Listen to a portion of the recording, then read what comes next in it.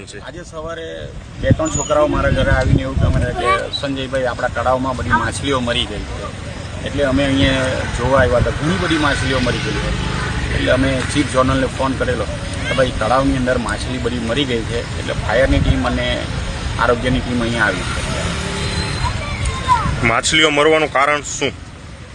સણિયા હેમાદ ગામ એમ તો તમે જુઓ તો આખું રેસિડેન્ટ છે, એની અંદર આ લોકો એનું ઊંડું અર્થઘટન કરીને કોટેજના નામે જે કોઈ ઇન્ડસ્ટ્રીઓ જે એ લોકો અહીંયા આપી છે, એ જે બધું કેમિકલ એ લોકો અંદર જે ઠાલવે છે, અને વરસાદ જ્યારે ફૂલ પડે, અગાઉ જોયું કે 2 દિવસ અગાઉ ફૂલ વરસાદ હતો, એટલે ખાડીનું પાણી અને તળાવનું પાણી અંદર ભેગું થવાથી આ બનાવ બન્યો છે એવું મને લાગે છે. કેમિકલ અંદર આ તળાવમાં આવ્યું છે, અને આ તળાવની ભૌગોલિક પરિસ્થિતિ એવી છે કે 2011-12માં આખું તળાવ સુકાઈ ગયેલું, અને મારા ગામનો વોટર વર્ક્સનો કૂવો પણ સુકાઈ ગયેલો.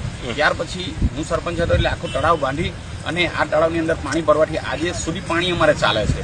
મને એવું લાગે છે કે જો આ પાણીના ઝરણ ગામના વોટર વર્ક્સમાં જશે તો માણસોને પણ આની અસર થશે એવું મને લાગે છે. બરાબર.